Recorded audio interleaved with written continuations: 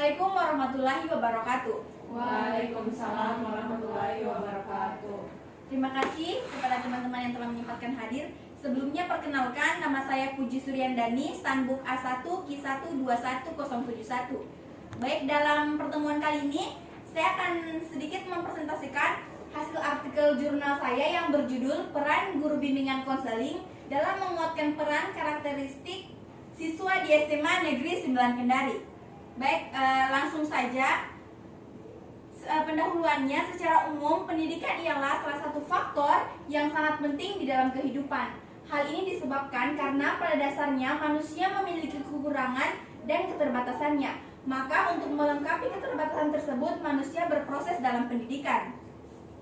Dan SMA Negeri 9 Kendari menjadi konteks penelitian ini, di mana guru BK memiliki peran signifikan dalam membentuk karakter siswa.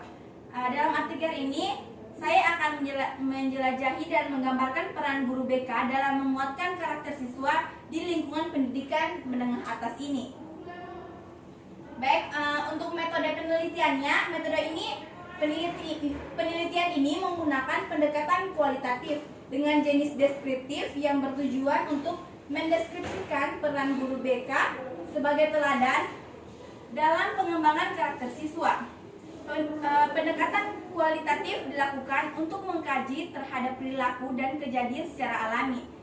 Jenis deskriptif yang saya ambil menggambarkan kejadian yang nyata dalam sebuah hubungan fakta-fakta dengan menggunakan kata-kata rinci untuk merefleksikan data secara akurat dari perilaku manusia yang kompleks. Pendekatan kualitatif dengan jenis deskriptif dilakukan untuk mengumpulkan data secara mendalam mengenai kondisi nyata tentang peran guru BK sebagai teladan dalam mengembangkan karakter siswa. Jenis penelitian deskriptif kualitatif kerap digunakan untuk menganalisis kejadian, fenomena, atau keadaan secara sosial. Jenis penelitian deskriptif kualitatif menampilkan hasil data apa adanya tanpa proses manipulatif atau perlakuan lain. Dan untuk hasil dan pembahasannya, guru bimbingan konseling merupakan seorang yang mempunyai tugas, tanggung jawab, wewenang, dan hak secara penuh dalam kegiatan bimbingan dan konseling terhadap sejumlah peserta didik. Bimbingan dan konseling kita tahu sendiri mempunyai 17 layanan. Tugas guru BK adalah menjalankan layanan tersebut. Jika dirangkum, tujuan dari semua layanan tersebut ialah memaksimalkan hasil belajar peserta didik, baik pembelajaran akademik maupun non-akademik. Guru bimbingan konseling bertugas sebagai pelayan peserta didik yang harus selalu siap dan sigap jika peserta didik membutuhkan, termasuk membantu segala masalah dan apapun yang menghambat pemikiran dan ruang gerak mereka. Dan guru BK adalah salah satu dari tenaga pendidikan di sekolah, yaitu sebagai penanggung jawab terlaksananya kegiatan BK yang dilakukan oleh seorang profesional yang memang terlatih dan memperoleh pendidikan secara akademik. Dan untuk pengertian karakter itu sendiri adalah sebuah sistem keyakinan dan kebiasaan yang mengarahkan tindakan secara individu. Karena itu, jika pengetahuan mengenai karakter seseorang tidak dapat diketahui, maka dapat diketahui pula bagaimana individu tersebut akan bersikap untuk kondisi-kondisi tertentu.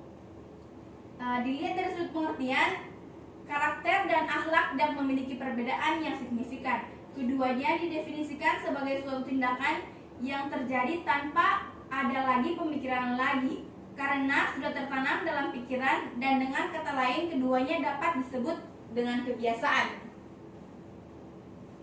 Dan selanjutnya, peran bimbingan konseling dalam pembentukan karakter. Berikut beberapa poin yang menjelaskan kaitan bimbingan dan konseling dengan pendidikan karakter.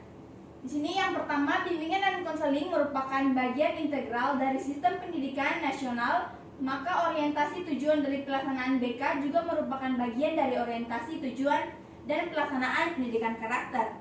Dan yang kedua, program bimbingan dan konseling di sekolah merupakan bagian inti pendidikan karakter yang terlaksana dengan berbagai strategi pelayanan dalam upaya pengembangan potensi peserta didik untuk mencapai kemandirian dengan memiliki karakter yang dibutuhkan saat ini dan masa depan.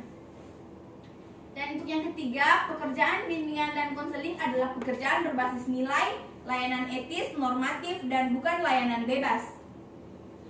Seorang konselor perlu memahami betul hakikat manusia dan perkembangannya sebagai makhluk sadar nilai dan perkembangannya ke arah normatif etis.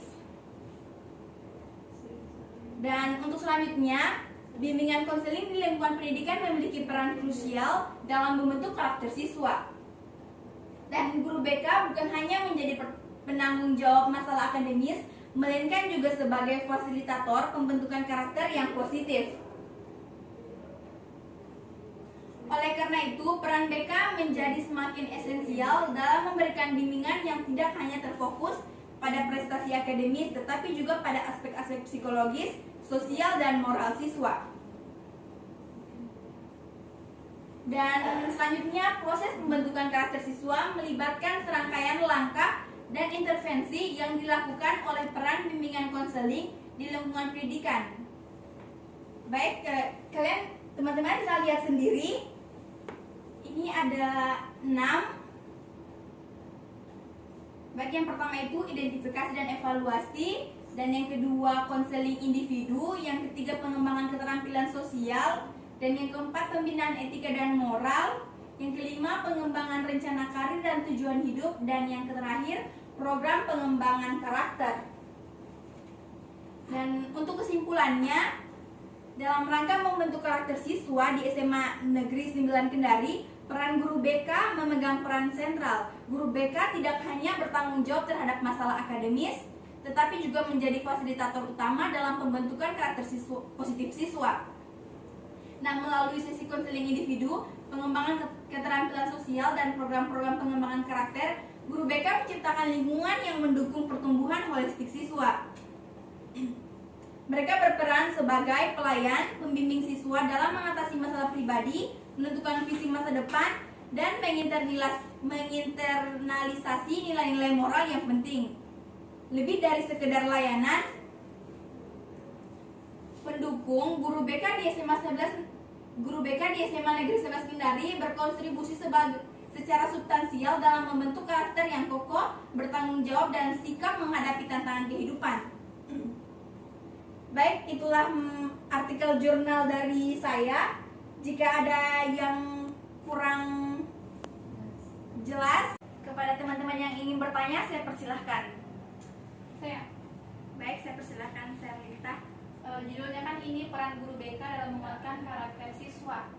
Pertanyaan saya, bagaimana dengan guru yang sudah berperan untuk menguatkan karakter siswa, namun karakternya ini tidak bisa berubah? Maksudnya masih menjadi siswa yang nakal. Terima kasih pertanyaannya Serlita. Langsung saya jawab. Guru BK ini sudah memiliki peran untuk menguatkan karakter siswa, tetapi siswa itu sendiri tidak mau berubah gitu. Yang jadi yang buruk tidak bisa dirubah ke baik.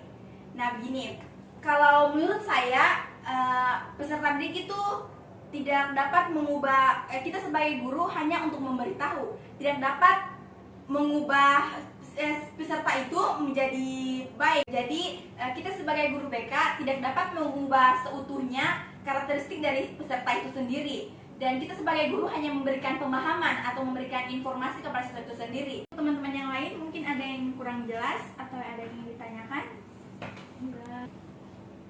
Baik, terima kasih untuk teman-teman. Baik, jika tidak ada yang ingin ditanyakan, maka presentasi saya tutup. Bila ada salah kata mohon dimaafkan. Billahi taufiq wal hidayah. Wassalamualaikum warahmatullahi wabarakatuh. Waalaikumsalam warahmatullahi wabarakatuh.